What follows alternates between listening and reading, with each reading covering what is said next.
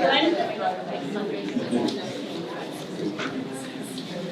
Thank you so much for joining us this evening. My name is Judy Markles. For those of you who don't know me, I'm the director here at the Oregon Jewish Museum and Center for Holocaust Education. Really pleased that everyone is joining us for this evening's program, Fake News in 1930s Germany and Today. It really seems to be a sign of the times that there are so many of you with us this evening. Our co-host tonight is the Leobeck Institute in New York. I really want to extend our heartfelt appreciation to Dr. William Weitzer for bringing the opportunity to our attention. I will be introducing him shortly, so you'll learn a little bit about the Leobeck Institute, and then he will be introducing the program. But really to start, I'm going to just read some remarks that were sent to us from the German Consul General in San Francisco, Hans Südbeck, known as Uli. I don't know if any of you have had an opportunity to meet the German Consul General, but he had sent these comments. He was unable to be with us this evening, sent these comments from San Francisco. I'm just going to read them. I wish I could be here, but I had already accepted for tonight the invitation to attend a dinner with the American Jewish Committee's Director of International Jewish Affairs, Rabbi Andrew Baker. He is in San Francisco to discuss the rise of anti-Semitism in America versus Europe. I'm pretty sure it won't take us too long before we, in our discussion in San Francisco, will touch on the issue of fake news. Fake news, and what to do about it, is a question as pertinent today as it was in 1930s in Germany. Many similarities come to mind when we think about it. But then, the differences are striking too. Today, we are in a much better position to confront and deconstruct such lies than people in the 1930s. In the 1930s, the German government, the main origin of ideologically motivated fake news, managed to control the influx and the distribution of alternative ideas, critical thinking, or simply competing worldviews more efficiently. That is impossible today. In today's world of almost limitless access to information, what we're challenged with, in my view, is much more a matter of education.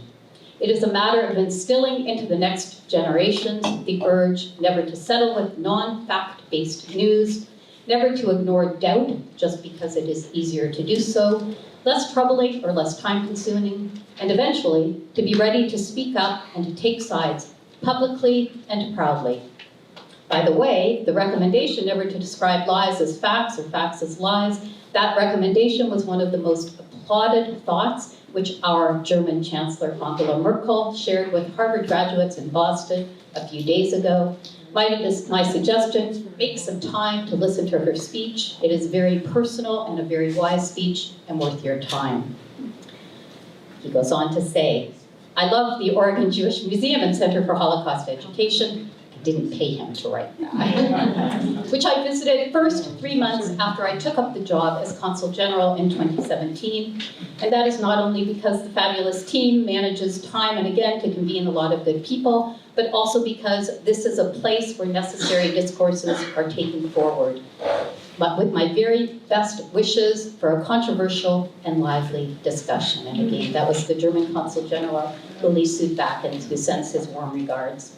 And of course, I really do appreciate his comments, obviously about fake news and about the museum. And if you haven't had an opportunity, if this is your first time in the building, you haven't had an opportunity to see our core exhibitions about the Holocaust or about discrimination and resistance in Oregon, I really hope you do plan for a return visit.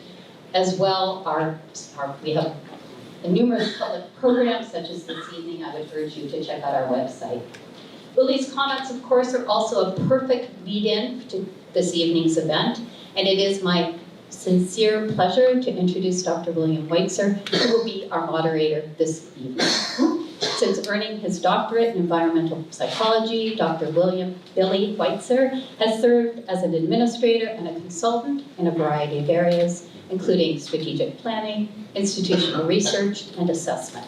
He has over 30 years' experience in university administration, spanning academic affairs and student affairs, budgets and finance, community relations and fundraising, institutional research, and assessment. Dr.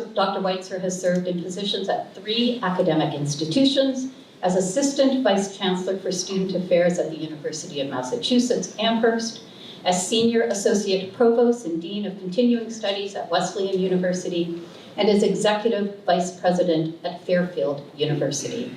Since the beginning of 2013, Billy has served as the Executive Director of the Leobeck Institute. Founded in 1955, Leobeck Institute has built a world-class research archive and library that has become one of the most important repositories of primary source material on the history of Jewish people in Central Europe over 5 centuries. As the Executive Director, Billy has responsibility for all aspects of the organization, from strategic planning to management to fundraising, and of course to creating wonderful programs like the one we're about to commence with this evening. Please join me in a warm welcome for Dr. Weitzer.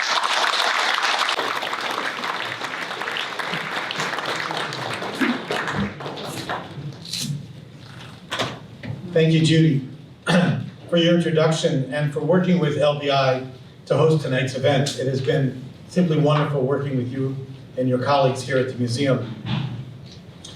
As Judy mentioned, the Leobeck Institute is devoted to the history of German-speaking Jews. I'm going to tell you a little bit about it. I'm also going to pass around a sheet if anybody wants more information or wants to be on our mailing list.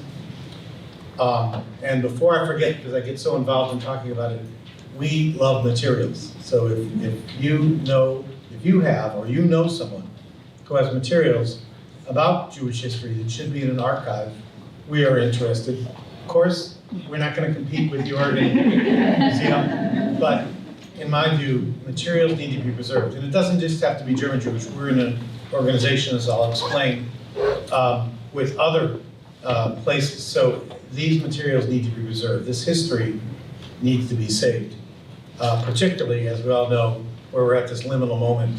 And those who experienced the tragedies of the mid-20th century will know, those witnesses will no longer be able to testify.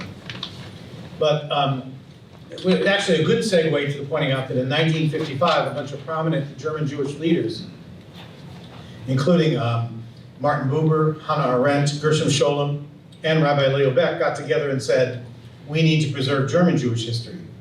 They named the organization for Rabbi Leobeck, and who was the last leader of Germany's Jewish community under the Nazi regime, and also went to Theresienstadt, but he did survive. They established 3 centers. We're in New York. There also is a center in London and a center in Jerusalem. As I mentioned, we in New York are a part of a larger consortium at the Center for Jewish History. Please come visit us if you're in New York. It includes the American Jewish Historical Society, the American Sephardi Federation, YIVO, which is for the study of Eastern European Jewry, and Yeshiva University Museum. Plus, of course, us, and again, as Judy said, we are the most significant repository of source material about German Jewish history, not just about the period 1933 to 45, not just about the period 45 to today, but about centuries of German Jewish contribution to Central Europe. We have 4 million documents, 10,000 archival collections, 2,000 memoirs, 25,000 photos, et cetera, et cetera. And all of them are digitized, which means also you can go online and see it. So what am I doing here today? The German government just ironically say they felt after the election of 2016 that communications between Germany and the United States might not be going as well as they had been going. And they established something called the Deutschlandjahr, which began last October and will end this November. And they're funding hundreds of programs around the country to foster the transatlantic relationship, as they call it. Leobeck Institute applied and said, we want to bring our program to 8 or 9 cities around the country. And it's thanks to them that this event is going on, and they are paying all of our costs. We've been to Miami, Atlanta, and Chicago, and we will be going on to Indianapolis, Cleveland, Cincinnati, Minneapolis, St. Paul, and San Diego. And it's just great for us to be able to go around and do. And if you know anybody in those cities, tell them to watch for us or to write me. Again, I'll pass around. You can fill out this form, or also my card is embedded in our newsletters, which are out in the back. So again, our mission is important because the centuries-long story of German Jewish history is important both for its accomplishments and its tragedies. The history is also so much a part of German history and world history. But perhaps even more critical are the lessons that can be learned from this history, which is the emphasis of our program tonight. As good a teacher as history is, we can be poor students. We can learn from similarities and differences, as the Consul General pointed out so eloquently. When we look at Germany in the first half of the 20th century, we can learn about the importance of democratic institutions as they were eroded, an independent judiciary, voter rights, and free speech. And that leads us to tonight's topic, where our speaker has chosen to focus on free speech and a free press through the lens of fake news. So I'm going to introduce our speaker, Steven Wasserstrom. He is the Mo and Izetta Tonkon Professor of Judaic Studies and Humanities at Reed College. Many of you probably already know him, since he's been here since 1987 after earning his PhD at the University of Toronto. The author of numerous books in Jewish studies and the history of the study of religion.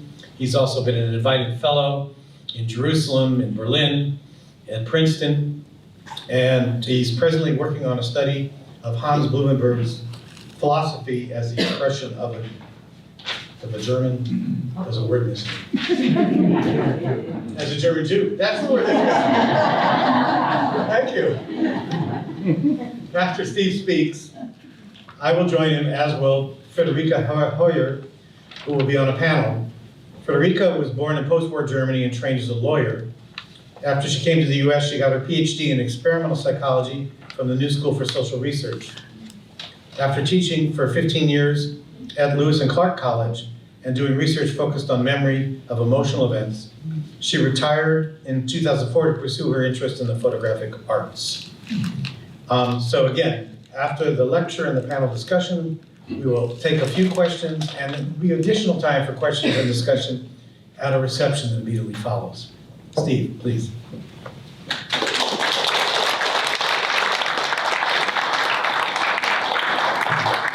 Thank you, Billy.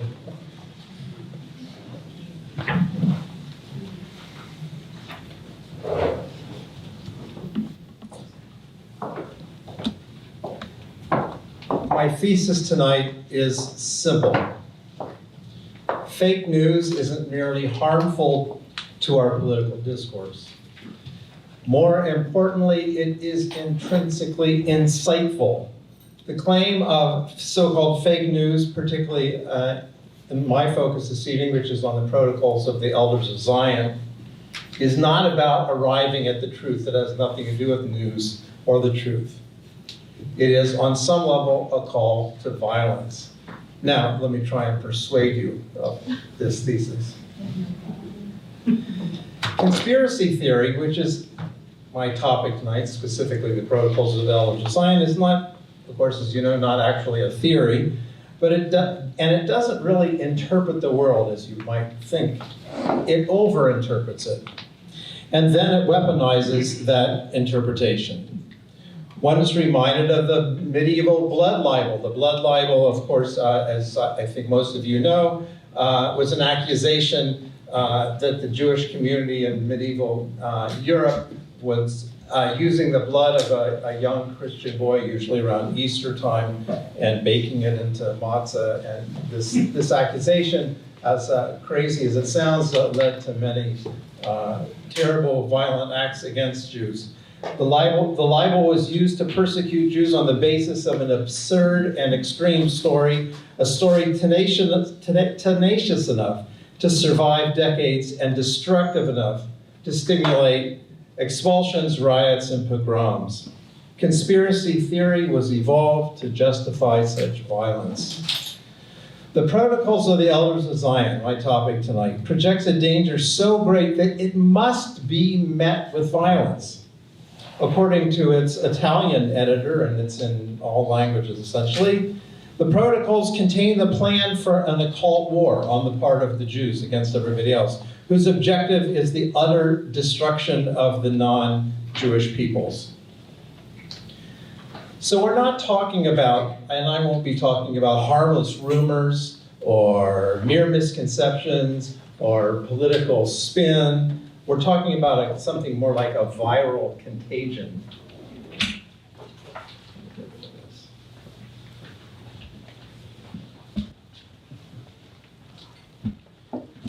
Any adult knows things connect to other things in ways that can seem uncanny, maybe weird, perhaps even mysterious.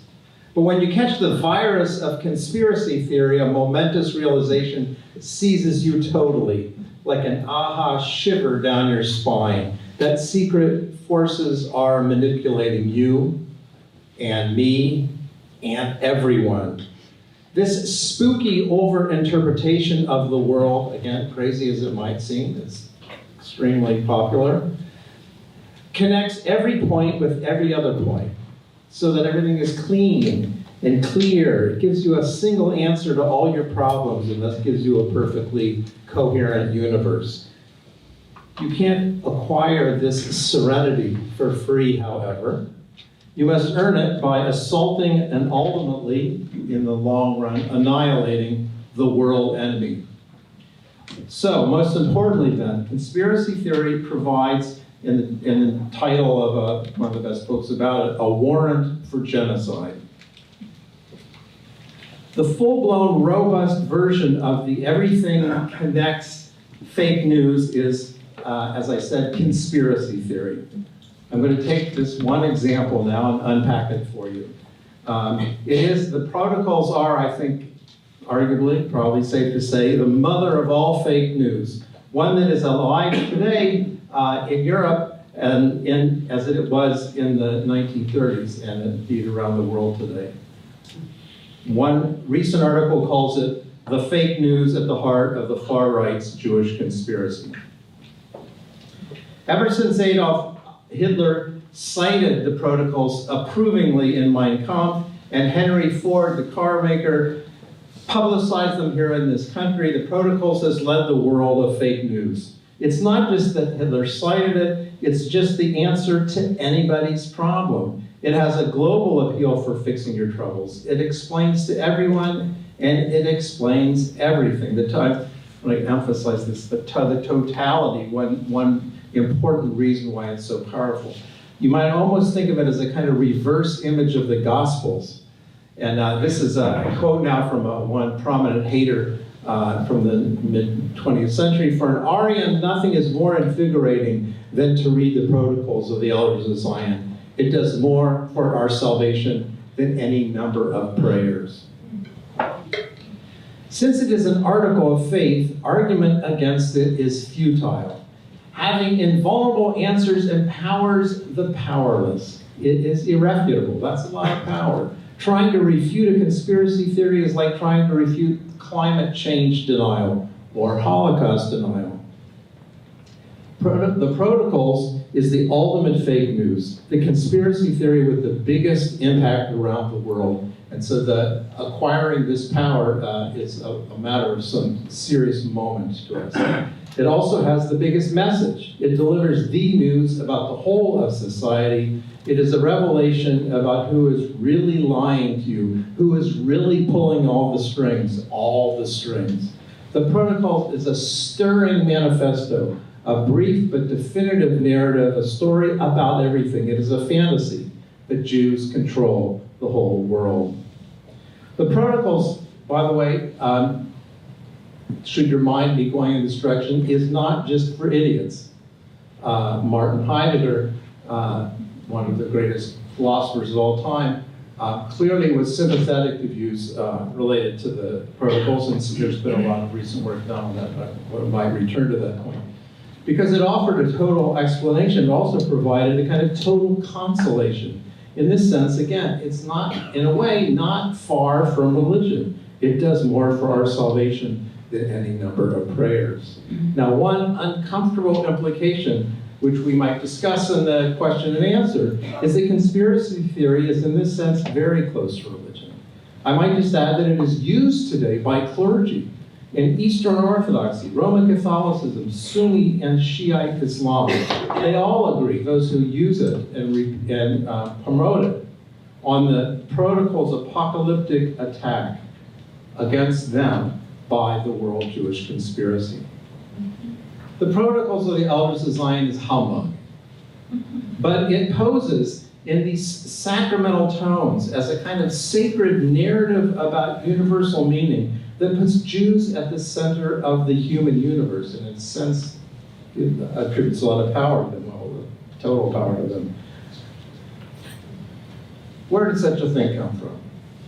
Well, the text as we know it has a crazy complex origins story. It's partly from Romania, partly from France, mostly from Russia, at least in its final version. That final version was the one Hitler read around World War I. By the 1920s, it had spread into the major languages of Europe, and by the 1930s, it was so widely distributed that it was prosecuted as a forgery in a famous trial in Bern, Switzerland, a sensation covered by the world's journalists, in which they proved that it was a forgery, but as we're going to see, that only helped it. The core story of the protocols is quite simple, and there are different versions of it, but I'm going to concentrate on this one. Every 100 years, for 3 days, the elders of Zion, leaders of the 12 tribes, meet secretly at midnight in a Jewish cemetery in Prague.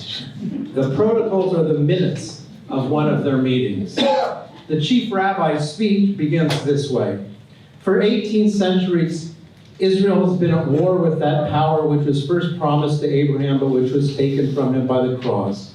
Trampled underfoot, humiliated by its enemies, living ceaselessly under the threat of death, of persecution, of rape, and of every kind of violation, the people of Israel has not succumbed. Remember, this is the fictitious chief rabbi speaking. And it's dispersed over the whole earth. That is because it is to inherit the whole earth. The day when we shall have made ourselves the sole possessors of all the gold in the world, the real power will be in our hands, and then the promises that were made to Abraham will be fulfilled. Again, there's the religious note there. 1800 centuries belonged to our enemies. The present century and future centuries must belong to us, the people of Israel, and they surely will belong to us. Now, for the 10th time in 1,000 years of terrible and ceaseless war against our enemies, the elect of a given generation of the people of Israel are gathered in this cemetery. Each war, each revolution, each political or religious upheaval brings us near to the moment when we shall attain the supreme aim of our journey. We will be able to make the masses rise when we want. We will drive them to upheavals, to revolutions, and each of these catastrophes marks a big step forward in our particular interests and brings us rapidly nearer to our sole aim, world domination, as it was promised to our father Abraham. So, Jews in the protocols plot secretly in a cemetery at midnight to control all aspects of life. They are both communists and capitalists. They run trade unions and stock exchanges. They preach market oligarchy and socialist egalitarianism. Whatever works to control all the little non-Jewish people. Whatever works for total world domination. This absurd fantasy had such power, and again, wrapping your head around the craziness of the scenario and the significance of its social impact is something that's a real challenge for us, and something I think we'll probably try and pursue tonight. Had such power in the 30s that the Nazis reproduced it in vast quantities, taught it almost as a kind of scripture. The fascist leaders throughout Europe, especially in France, after the Dreyfus Affair, found it convenient for their own incipient war against the Jews. In America, the tycoon Henry Ford published it and distributed it widely, nationwide. Today it exists and continues to be reproduced in millions of copies in all the major languages of the world. I have personally seen it sold in shops in Mexico City, in Istanbul, and in Rome, among others. It is almost impossible, in fact, to overstate the global impact of the protocols, the ultimate fake news, as it has been between the 1930s and today. As absurd to our ears as it sounds, this cartoonish Gothic scene is as real as a heart attack. Nightmarish drama, in fact, is the key to its psychological power.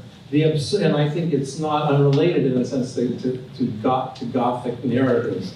The absurd and ridiculous fakeness of the meeting in Prague, its Gothic unreality, is precisely the source of a power to move the real world. This fake news of all fake news, the protocols, continues to spread throughout the world, throughout the Muslim world, among white supremacists, in Russia and in Eastern Europe, throughout Latin America. The Protocols is a world-class horror story for 100 years, a story so shocking. It helped justify genocide, of course, preached by political and cultural leaders. It gave them a good reason to kill Jews. I stress again, it wasn't a theory in the abstract. So in that sense, conspiracy theory sounds a little misleading. Rather, it was designed as a program for pogrom, as an agenda to kill Jews, and from the very beginning, that was precisely its effect. Just how direct that effect is, I'll come to in a minute. There's a handout in which I give you more resources if you want to follow up on some of what I'm going to say. Even with all that, we continue to learn new things. Some of this is on the handout. And I'll just mention three. As much as we know about the protocols, there are new things coming out still all the time. I'm just going to mention three very quickly. First, there are recently discovered documents in Moldova, and I recommend this book by Steve Zipperstein, called Pogrom, which is a new and very interesting book that came out about the original first pogrom. And interestingly enough, one of the findings in this rather remarkable book is that the person who instigated the first pogrom, a guy named Khrushchev, was also the guy who was responsible in part for writing the protocols. So the protocols and pogroms were as intimately connected as possible.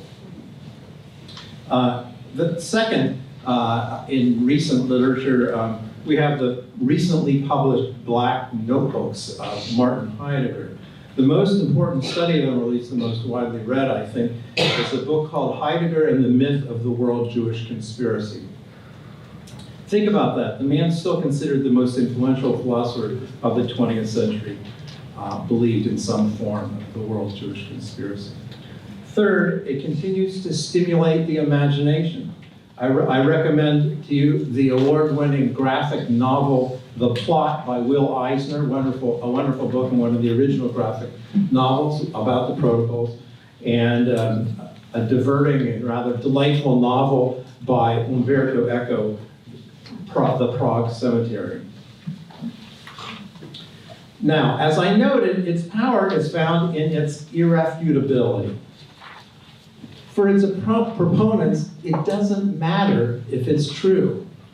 What matters is, as Stephen Colbert put it, it is truthy. And I'll give you a few examples. It's rather remarkable, and I've gathered these for you, how many leading proponents of the protocols have made a point of saying it's a forgery, and then propagating it. So this is, first of all, Nilus, who is one of the original one of the original writers responsible for it. One could correctly criticize us for the apocryphal nature of the document, but if it were possible to prove its authenticity by way of documentation or witnesses, we would reveal the faces of those sitting on the top of the world conspiracy, pulling the bloodied strings, and then we could defeat the Antichrist. The same character, Nilus, said elsewhere, "Let us admit that the protocols are a forgery. Cannot God make use of a forgery?" Henry Ford said, "The only statement I care to make about the protocols is that they fit in, that they are, in a sense, really true." And then there's Hitler himself. How far the entire existence of this people is based on a continuous lie is shown in its incomparable manner and certainty in the protocols of the wise men of Zion, infinitely hated by the Jews. They are supposed to be a forgery, the best proof that they are genuine after all. And that's the core logic which has always fascinated me. What many Jews may do unconsciously is here exposed consciously, but this is what matters. It makes no difference from the head of which Jew these disclosures come. And Hitler has said elsewhere to have said, "What many Jews do unconsciously here is consciously made clear, and that is what counts." Their inner truth was what made them so convincing. This is Goebbels. "I believe that the protocols of the elders of Zion is a forgery.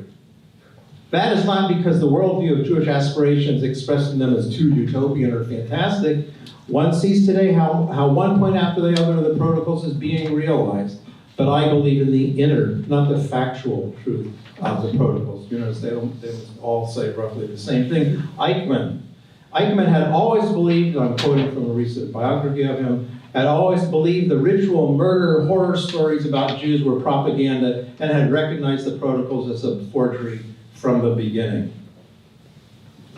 This is from a famous Italian translation. The decisive point which puts the question of authenticity into perspective, the fact is that no truly and seriously secretive organization, whatever its nature, leaves behind written documents.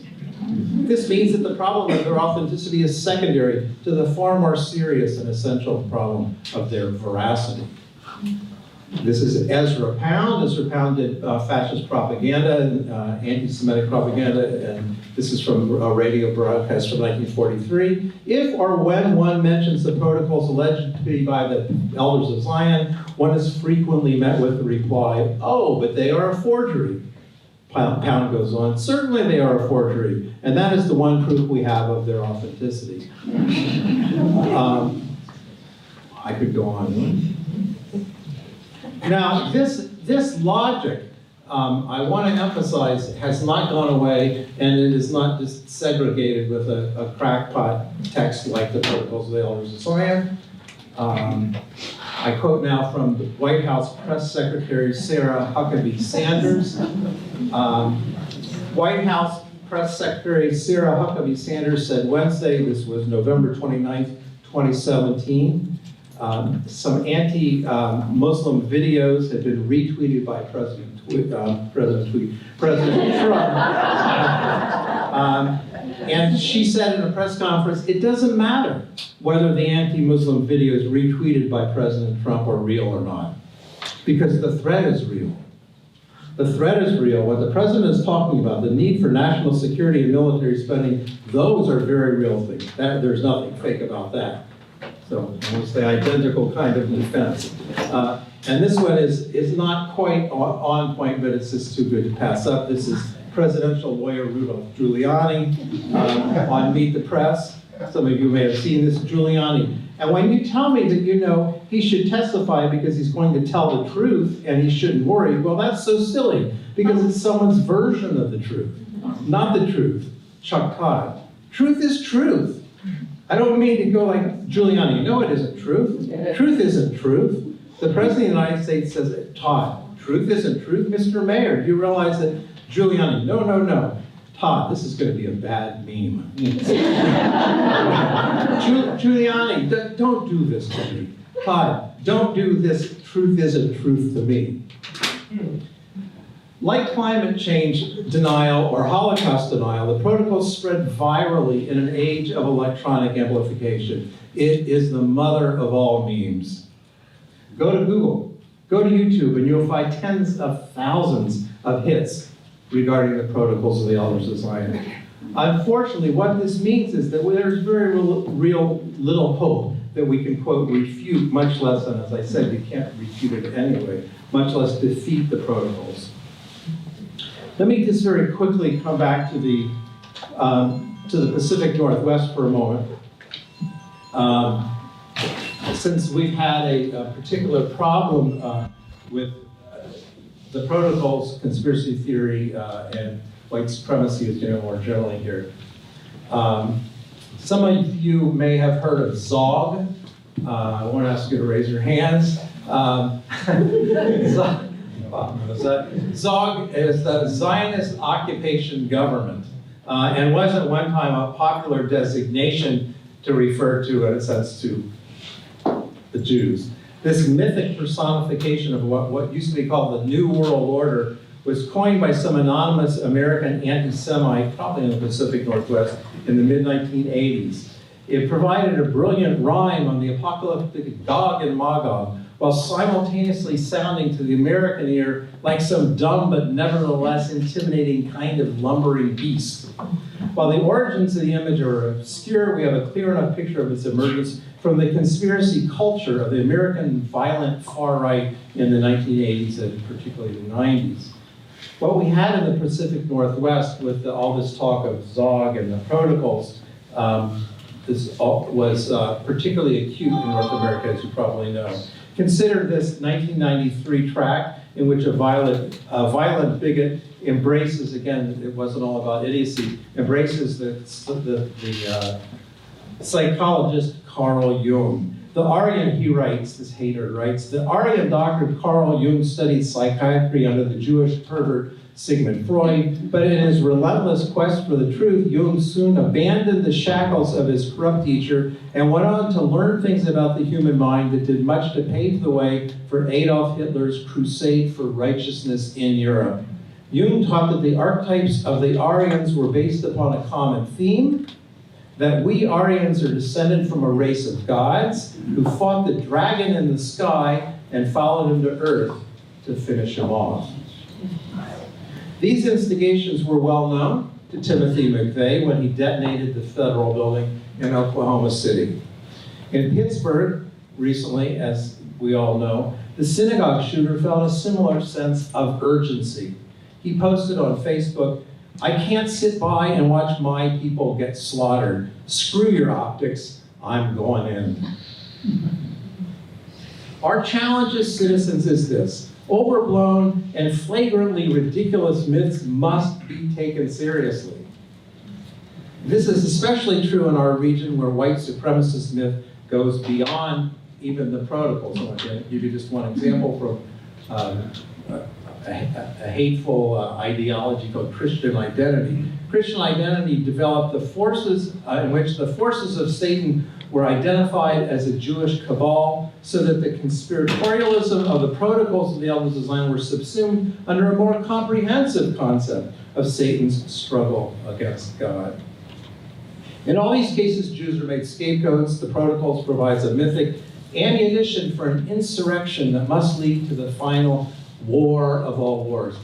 This apocalyptic theme, right from the start, is always run throughout and it's one of the reasons why the incitement is so disturbing and unnerving, because it's inciting not just local violence. Everywhere and nowhere, communist and capitalist, the Jew is the great threat to Western civilization, or Islam, fill in the blank, or Japan, because it's reproduced in all these places. Once you know this, you know what you have to do. The attackers on synagogues in recent months have expressed this urgency that Jews must be stopped. A Jewish American athlete was once asked what he thought of Hitler when he competed in the 1936 Berlin Olympics. He answered, "We've been watching Charlie Chaplin's The Great Dictator. We thought Hitler was a joke, a buffoon." With its cartoonish exterior, the protocol's deniability succeeds, especially because it asserts a totality that you can't refute.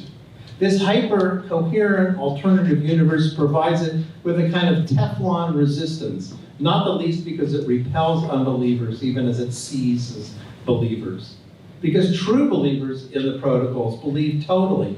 They can routinely disclaim in theory the alternative universe that they demand in practice. It's been called a paranoid myth, and it's been described this way. This is the final horror of the myth. It becomes self-confirming. This is, again, that logic. Once you are entrapped in this illusionary universe, it will become reality for you. For if you fight everybody, everybody will fight you, and the less mercy you show, the more you commit your side to a fight to the finish. When you have been caught in this truly vicious circle, there is no escape. Unquote. Okay, why the Jews? The protocols among other things, connects the biblical tribes with present capitalism as if the Jews are always and everywhere. It shows their vicious plot against non-Jews, and I quote, this is from protocol number 11, "The Goyim are a flock of sheep, and we are their wolves," and you know what happens when the wolves get hold of the flock. Jews are not merely beasts in the protocols, but they have a godlike power that the protocols themselves call satanic. In that sense, it seeks to eradicate, you might say, or replace the monotheistic God. What is to be replaced? You might ask more generally, what is this effect supposed to be? The crucial point, I think, is that the revelation of the protocols relieves anybody's unease, any local dissatisfaction, which can be economic, it can be political, cultural. You have your personal itch, something that bugs you, unhappiness with society. Well, the Protocols offers a global explanation. Such political mythology invests the merely political with fantastically grand meaning. Your local enemies, whoever they may be, are now agents of the satanic Jews. They are radically evil. That is so much more interesting. In the world of the Protocols, the Jew seems to be everywhere and nowhere. This unsettling placelessness is uncanny, disturbing, monstrous. The ultimate enemy is everywhere, is always near, and wants to kill you. Your world becomes much more interesting. Okay, let me move to my conclusion. Perhaps and I really like this example, perhaps the purest variation, the most lively variation on the Protocols today is that relating to George Soros. Soros, I think as most of you know, is a Hungarian-American financier who's donated many millions to building democracy in Eastern Europe. The authoritarian leader of Hungary won his office by directly campaigning against Soros. The result was, and I quote, on December 3rd, 2018, the Central European University in Budapest was founded and funded by Soros. And is a bastion of free inquiry in Eastern Europe. On December 3rd, 2018, the university announced it would cease operations in Hungary and relocate to Vienna after the Hungarian government's refusal to sign an agreement allowing it to continue operations in Hungary. Remember, this is after Orban had run against Soros in a sense. The Guardian ran this headline, quote, "Dark day for freedom, Soros-affiliated university quits Hungary. Central European University is the first major university to be pushed out of an EU country." 6 months later, on May 13th, 2019, US President Donald Trump hosted Hungarian Prime Minister Viktor Orban at the White House. On May 25th, a week later, 2019, Central European Universities announced the opening of its Vienna campus. Now, as far as I know, it's not clear whether or not they're going to close the Budapest campus or have two campuses, but the point is clear. Give you another example closer to home. The potter Hans Koper is being exhibited in this very building, and I hope when you get the opportunity, not tonight, but when you have the opportunity to come see the exhibit, it's really wonderful. I encourage you all to visit it. Koper was a German Jew from Saxony, a province presently wrenched by the Alternative for Germany, the extreme right-wing party. Some of their present leadership, especially one Wolfgang Gideon, have defended the Protocols of the Elders of Zion as being real. My conclusion, when demagogues from Hitler to Orban to Gideon claim that it's all a hoax or it's all fake, whether about CNN or the Central European University, whether about Bob Mueller or George Soros, the rule we should follow is ironclad. A big lie is a lie, and it should be condemned as a lie. Remember, as I'm sure you all do, Hitler's Mein Kampf. The great masses will more easily fall victim to a big lie than to a small one. Now, this might seem a trivial conclusion about Hitler's big lie, but the Protocols, which are deployed by Christians and Muslims, by left-wing and right-wing anti-Semites, stands out as unique. Its broad appeal and its longevity and its depravity demand that we keep doing what we are doing today, and that is to loudly condemn it as a hateful, weaponized big lie. Thank you.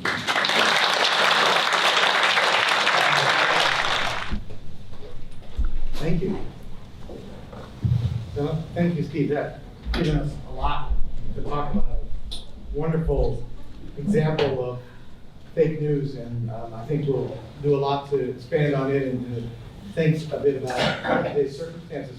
So my first question for you is, you introduced the protocols as a viral contagion that empowers the empowers, but also that leads to violence and genocide. But then later on, you used examples where, I mean, that fake news isn't just for mass murder, that fake news has a lot of intermediate impacts, and I just want to make sure that we cover those and not just the big one. Yeah, well, I have to admit, I played to my strengths since I already done a lot of work on the protocols. I had something to say about them, so I concentrated on what I know is the most egregious and extreme. I did try to emphasize how extreme it was. So, yeah, there are many gradations of fake news that are not genocidal, to be sure. Right, and also the protocols can be used to foster those, and you did use an example, some later examples. But maybe also you raised the AfD, the alternative for Germany, which is the right-wing party in Germany that is polled between 10 and 15% over the last few years, and their use of the protocols. And Friderike, maybe you want to comment about current right-wing tendencies in Germany, but also with Germany, how others have fostered strength against it. First of all, I need to say I know Steve now for 34 years, and every time I hear him, I learn something new. It's pretty amazing. I think Germany has learned a lesson that in this country we are still struggling with, which is that sometimes you have to weigh one right that fosters democracy against another right. And I'm thinking, of course, of the First Amendment right to free speech, which in this country is basically unassailable, right? You can, as per Supreme Court decisions, spread lies, that's okay. You can incite hatred, that's okay, unless it leads to immediate and present dangers. And Germany and many other European nations now has decided to the point where they actually put that right into the Constitution, that there are limits to free speech when it goes against other rights that are very important to save a democracy. Germany, since 1945, has seen itself as a militant democracy, which means it is willing to fight, to not be undermined. And so we have a penal code that has 22 statutes that are all about what you cannot say, what you cannot do, because it might get people to be racist, it might create majorities that discriminate, it might undermine the social peace, which in turn would lead to riots that would be dangerous to democracy. So we have an article in the Grundgesetz, which is our constitution, which says, if you use the rights that we bestow you in order to undermine our democratic order, you have no right. And then the penal code makes that very clear. And in fact, I think in January last year, in 2018, the German government, the legislature, ratified a law that said anybody who has a social media platform that reaches more than 2 million people will essentially be punished with up to 50 million euros per crime if they do not take down the hateful content that has been posted by people. Now, before you raise your eyebrows, I understand this is a slippery slope. It can be very complicated to say, hey, this is bad, or this is insightful, or this is hatred, or this goes against minorities. You have to take it down. We really have to have a long conversation about what goods need to be preserved and what goods are endangered. Well, let's compare and contrast that a little bit with the United States, and also because if someone is going to edit something, we talked about this in advance when we spoke last week. There's two kinds of fake news we talked about. You talked about the protocols, which is a falseness that was spread throughout, and even if acknowledged as false, it was true, false, whatever. But there's also claiming something that we know is true is false. That's exactly right. And so that's what Germany is asking these people to do. Yet, that's the problem we face here with certain politicians saying, no, that's not true, when it is true. I don't know, do you want to comment or Steve? Oh, I mean, that is actually a question of what propaganda does to you, right? I mean, propaganda in general, no matter from where it comes from, the government or from right-wing sources that are private on the net or whatnot, are all suggesting that you cannot really know what the truth is. And I think that was something that I found most interesting about what you said, Steve, this acknowledgement that I don't even care if it's true or if it's a fake. If it's a fake, it means it is true, right? I mean, it's like Alice in Wonderland, it's big and small. But the point that creates psychologically through the way we function cognitively when we try to figure out is this true or is this not true, is that at some point we feel so overwhelmed by the flood of something that we cannot discern as right or wrong, that we just give up, right? I mean, I can't tell if coffee is bad for your health or good for your health. This study told me 3 cups is good, that study said 7 is good. At some point, I'm going to give up. And the next point is, if it's not just coffee, but it's Jews, or it is climate change, or whatnot, when I give up, trying to figure out what is, evidence-based, what is scientifically sound, because I think they're all lying anyhow, because that's what I experience every day, people lying to me, up to my president, or your president. You will essentially shut down. That's the way cognitive, sort of husbandry of our limited resources works. Just to follow up, and there is something bludgeoning and violent in the kind of discourse that repeats over and over again, not just lies, but lies that are extreme and outrageous and obvious lies. There's something bludgeoning about it, and I think we're all experiencing that now, where it doesn't really matter what the content is. Everybody knows that this thing is being repeated over and over again as a lie. It's being called out as a lie, but it still has this corrosive effect. Right, well, most definitely, the more we hear it, the more we might believe it's true or not. But you brought up the subject, of Germany as well, about social media. Technology really flipped the equation, right? I mean, it's about discerning truth. I mean, we can all go back to our favorite person, Walter Cronkite, somebody who was the discerner of truth for us when there were only 3 or 4 channels. Now there's an infinite number of channels, right? So, and I don't know whether you feel maybe even psychologically what the impact of having so many channels is. I mean, having so many channels, as I said before, creates that sense of being overwhelmed. I think another thing that is connected to the technology and the psychology following from it is that people consciously use, in Europe, in Germany, you have whole troll bands who are all sort of clicking on the same message, because then there's an algorithm that message, comes higher up in your view, and you read it more and whatnot. There is a movement in Europe that is a movement by private individuals that's called #I'mHere,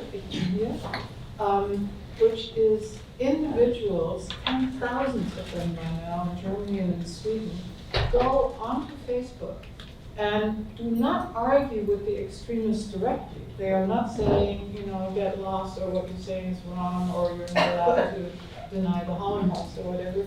But they're putting reasoned arguments into the discussion, which takes actually, considerable effort to figure out the arguments you want to make, so that more neutral readers will hear counter arguments rather than, just be blasted by what the trolls are putting high on the screen. Sorry, can you hear me now?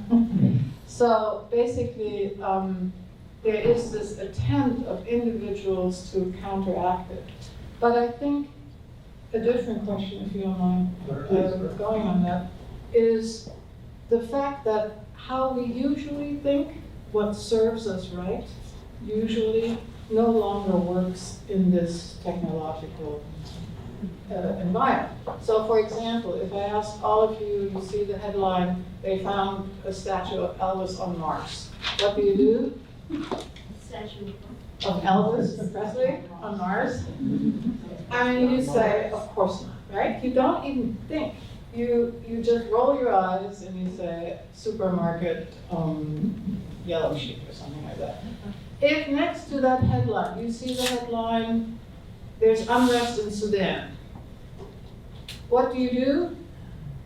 You say, that sounds likely. Didn't I hear something about Sudan? What was Sudan in the news or so? Again, you do not put in the effort to figure out, is this really true or not? And it might be just as untrue as Elvis on Mars, right? So when we talk about thinking as psychologists, we're talking about a process where you have to do analytic thinking when you really want to get to the truth. And for that, you need will and skill. And the will is basically, do you want to find out what the truth is? Now, some of you might like, or some right-wing people, or the AfD in Germany might like to think the protocols of Zion are correct. So, it's their worldview that allows them, justifies them to become violent. So why would they want to even figure out if they are true or not? So if you have something that confirms what you want to hear or what you like to hear, you will not put in the effort. You will not have the will to really go to in depth to figure out the truth. And by the way, a lot of people ask me, as someone who comes from Germany, how could people not realize that Hitler was doing what he and his henchmen were doing?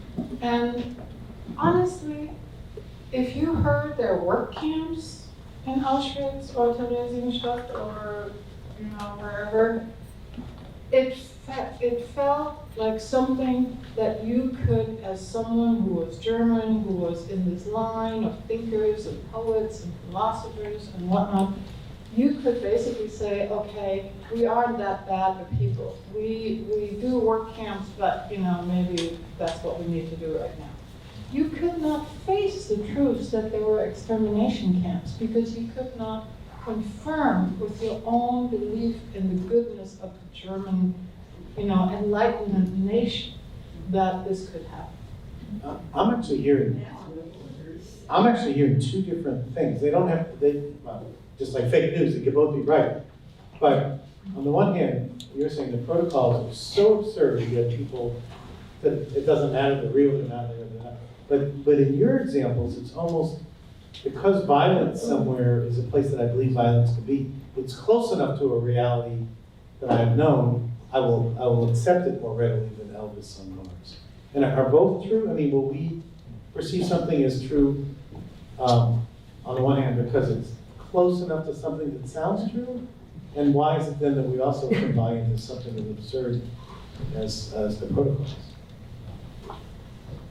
Well, among other things, I think they're just different audiences. So some folks are going to be more susceptible to more extreme messages, and they can be tipped. They can tip over into violence. They can be triggered. For many others, something that's almost true or close to true or it's truthy, that works better as propaganda for them. So I think there's a spectrum of audience. That's right. But I also think that, just like you don't want to hear things that you don't want to believe, you also have to have the skill, to analyze what evidence is solid and what evidence is not. And that brings me back to something Judy said in the beginning in those remarks from Udi. Education is something that if you systematically undermine it, which is the only way that people can be taught rationality and can be taught analytic thinking. If you systematically undermine the processes that help people to learn those tools, then of course you have a flock of sheep or whatever they were called in your protocols, right? That the wolves from the other side, unfortunately, now can pounce on. Right, so that was going to be, I mean, obviously, an education is critical, and, you're both, you were and you are at a liberal arts institution where clearly being thinking citizens is like the basis for why the liberal arts is continuing to fight for, but, only a fraction of the people in this country get that kind of education. So I don't know knowing about education, what one can do to make sure that at other levels, that education is, this kind of discernment is taught.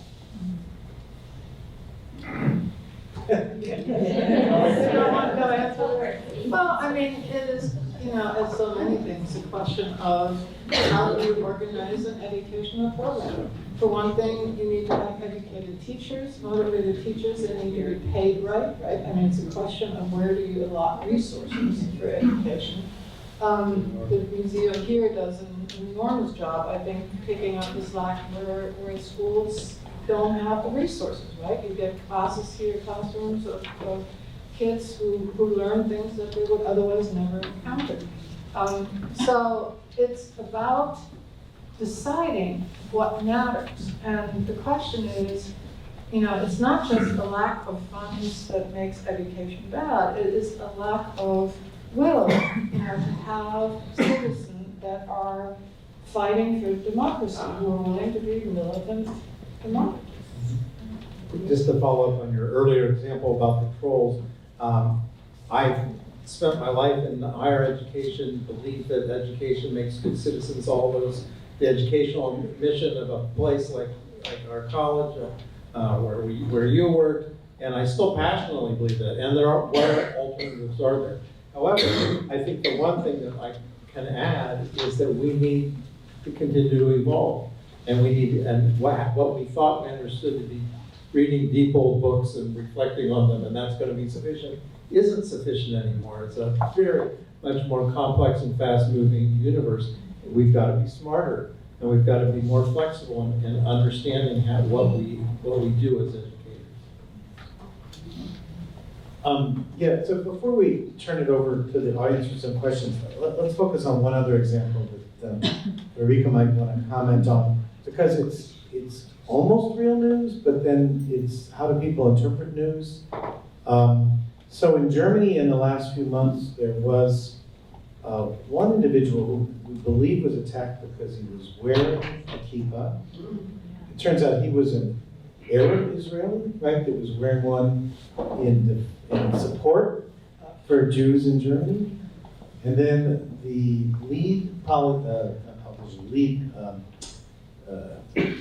official in Germany in charge of fighting anti-Semitism was quoted as saying that maybe Jews shouldn't be wearing kippot in Germany because it wouldn't be safe for them. That's right.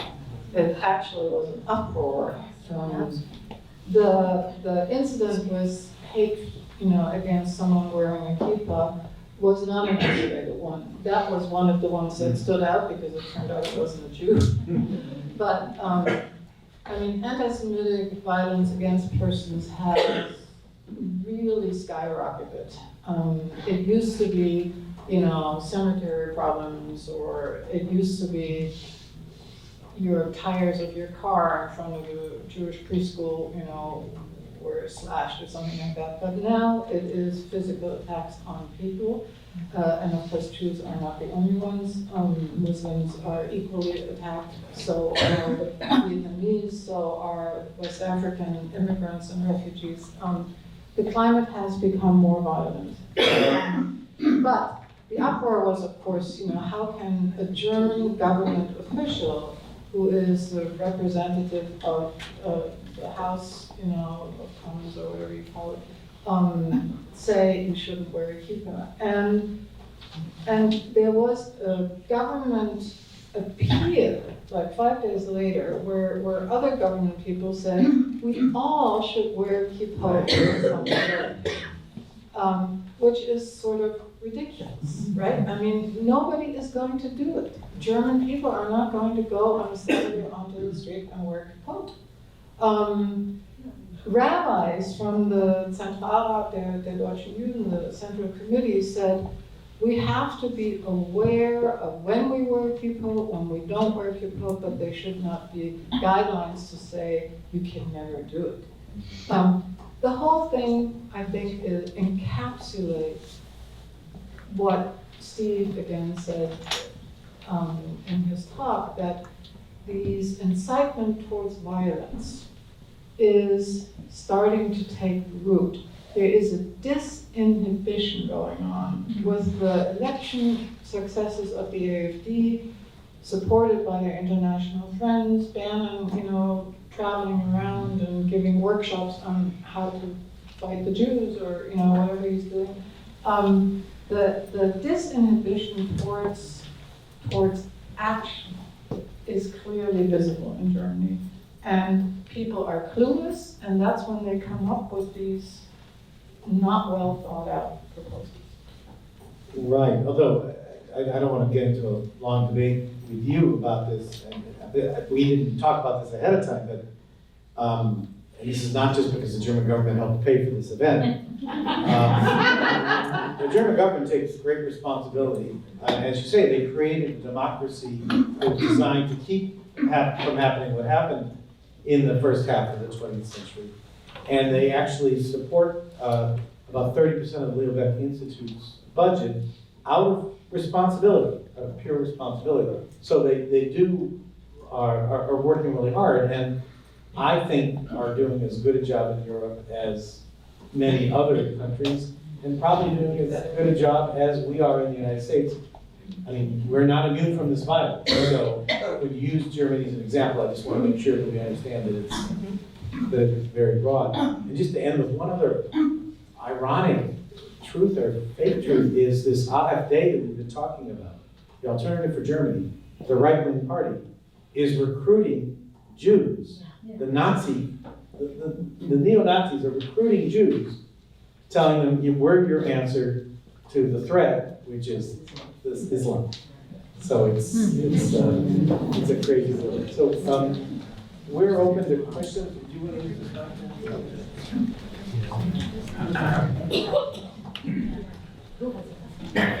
I'll go here and then I'll. Thank you. So I'm a little bit dubious about the resort to analytical thinking. The Social Democrats attempted to counter Nazi propaganda in the 1920s and 30s by relying on reason, nationality, and utterly failed. And it seems to me that the basis of the success for the Nazi movement in the 30s was at least in part rooted in a population that was emotionally prepared to accept the delusions that we've been describing.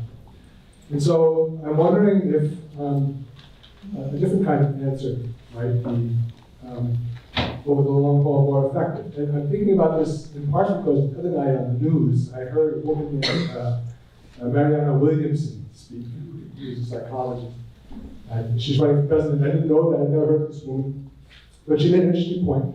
And she said that the Nazis and the fascists appeal to unreason. They appeal to emotion. They appeal to the heart, not to reason. Reason often goes right over the head.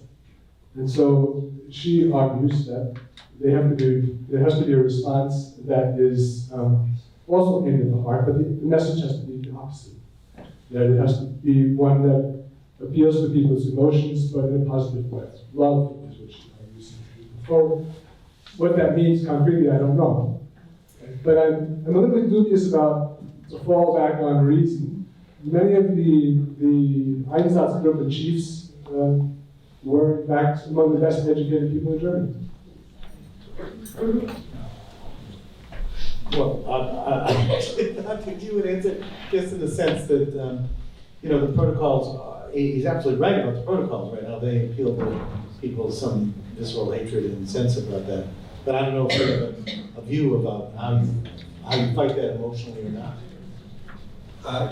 Well, this is a very difficult question, and you're right, and some of work I've done recently mentioned the Einsatzgruppe. It's really a little bit overwhelming when you start to get into the percentages of the leaders of the killing squads who had doctorates.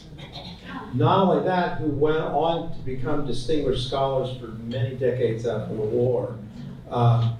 People who were responsible for killing many tens of thousands of people themselves, or who were in the killing fields. So they were professionally rational in every respect, and yet they could be mass murderers. I'm not sure anybody quite knows what to do with that, whether that was exceptional, whether that was correlated only to that time. But I certainly, again, as somebody like you who's committed to a lifetime of rationality and believe in it, I also recognize its limitations. And it's one reason why I think, again, we have to be more flexible and keep thinking about what rationality is in new ways. Can I do a quick answer? Yeah. I mean, I, as a scientist, have to refuse that we give up on reason and give in to, pure emotion. Because then we are basically throwing in the towel and saying there is nothing other than somehow manipulating people, whether we do it emotionally or visually or via, amusement or whatnot, into buying into my belief rather than your belief. So I agree with you that if you have reason that is put from the top down, as a dry, read this pamphlet and you'll be a social democrat for the rest of your life, that's not going to work, of course not. But to say we have to appeal to the heart, it gets into a slippery slope of basically foregoing our responsibility to evidence and our responsibility to figuring out what is indeed true. So my question is about how we fight this, and specifically about the protocols of the elders of science. So is it a better strategy to ignore it and hope it goes away, or to publicize it? Should we have TV specials about this, perpetual craziness, or should we have magazine articles? How do we fight it? And then secondarily, how do we fight our own fake news? But I'm really curious what you think we should do about the protocols. Well, of course it belongs in a vast field of other kinds of hate literature. And I don't think, as I said, I don't think that we can approach it head on, just like we can't debate Holocaust deniers. We have to think of peripheral or other ways of handling it. And the one way that I can think of that makes a difference is organization. That we're working around it collectively through education and through other forms of organization to get folks to see what this is. But dealing with it directly head on with these folks it's not worth the time. It's not going to change anybody's mind. There are folks who really believe in the protocols or deny the Holocaust. They're already dug in. They might as well deny the existence of Australia, right? There's just no room for debate. Should we expose it? Well, yeah, that's an interesting question. When you fight something, you give it oxygen, perhaps. But opposite where Friderike is, because of talking about Germany, where they have taken a different approach, which works for them. As a First Amendment absolutist, I think let things see the light of day. Don't try to censor things. You're calling it out, and some people are going to go watch it and like it, but we can't shy away from what's out there and calling it what it is if it's a lie. It's the free speech view. Well, Steve, I'll remind you when we were in Mexico City, we thought about buying every copy of the Protocols of the Elders of Zion and putting it in the trash. So one idea that crossed your mind. Who has a question? Hi. I'm an indivisible co-organizer, and I work really hard to actively resist the Trump agenda, and I'm very concerned about what's going on, and I have people with me here today who are members of other activist organizations, and one of the tools that we found really helpful to answer your question, not only to resist but to persist, is to, if you've heard of George Lakoff, he writes, oh God, the name of his book is, yes, yes. He says in order to not propagate the, take all the air in the room and to continue to repeat the messages, is that you construct a message that is where you want to go. And this is where your love thing comes in and your reason. And you continue to fight the message by creating a message that takes you and a people and eventually a country or a society to the place you want to go. And you invest in that and you propagate that. And that's what you put out. And pretty soon it's kind of like how you kill weeds in a garden, not necessarily by picking all the weeds, but by planting beautiful flowers or planting something that grows readily and profusely.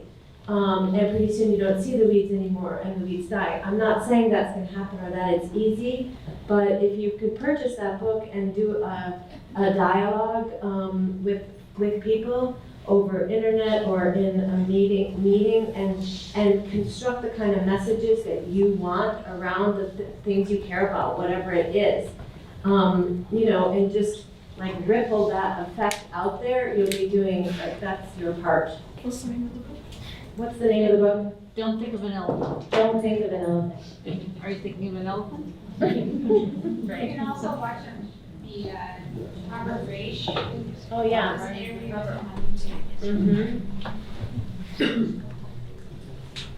I don't see any other questions, so we're very happy to get. Oh, there's one. I just want to mention that that your captive audience, which is our kids, college kids, are being subjugated to propaganda that is so virulent and so subtle that we're not even able to deal with it. I mean, it is. I'm not on the mic, but just to repeat, you're talking about young people, college people are subjugated to all kinds of information. Well, I'll give an example. There was a speaker on the radio, Ray Sabdi, and I believe it was on The World, PBS program. And it turned out he was a Middle East professor at the Middle East Center at Duke University. And he ended his rather sly presentation with listing dictatorships. And he started with Netanyahu. So this is an Iranian, he's teaching Iranian history. So I sat down and emailed the university president. And the thing to do is, a similar thing happened at Williams College where a group denied an official recognition to students who wanted a pro-Israel. They could do it unofficially, they can have their unofficial organization, but they couldn't get official status, which meant funds, because there was a secret council which actually didn't even exist when my son and granddaughter went to Williams. They were mystified by this council. In any case, they vetoed. Yeah, let me just say, respond to that. I think you're absolutely right that the college students today are confronted with these things.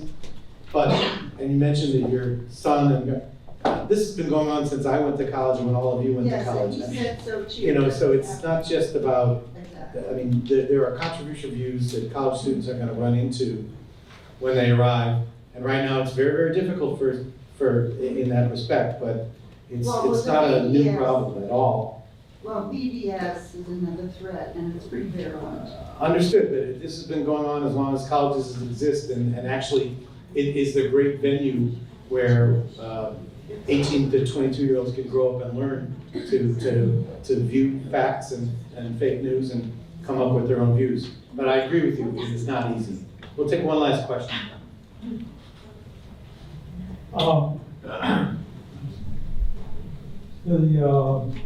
The example of the protocols of the elders of Zion is, as you folks have been saying, is that just one kind of belief that large groups of people can have that may be unfounded and causes a lot of damage. And we're encountering some of those things in our modern world.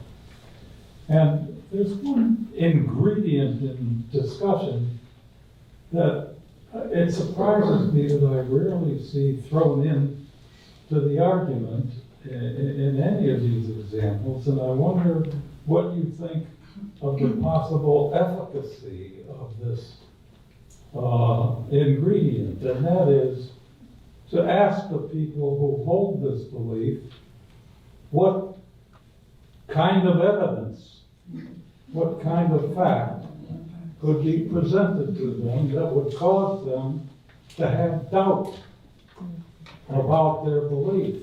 And the implication, which could be explicit, being that if there is no evidence that could cause them to doubt their belief, or they can't think of any, then we agree to put their belief in the category of blind faith. I can tell you from having dealt fairly extensively with some pretty extreme characters that it won't work. With all due respect, I'll give you an example. I saw the Holocaust denier, David Irving, here a number of years ago, and he said, you know, all these survivor stories from the Holocaust, they're not reliable. Why? Because they're being paid by the Israelis and the Germans for reparations. They're just saying this stuff for money. And then he said, let me tell you a verifiable story. Adolf Eichmann went to one of these killing pits, and he said that after the shooting, that some of the brains spattered onto his greatcoat, and his chauffeur had to wipe them off, and then he paused for effect and said, you don't make up that kind of detail. As if Eichmann was a real source, a veracious source, but the survivors weren't. So you can't debate with that. Well, I thank our panelists. You did a great job, and I thank you for your questions.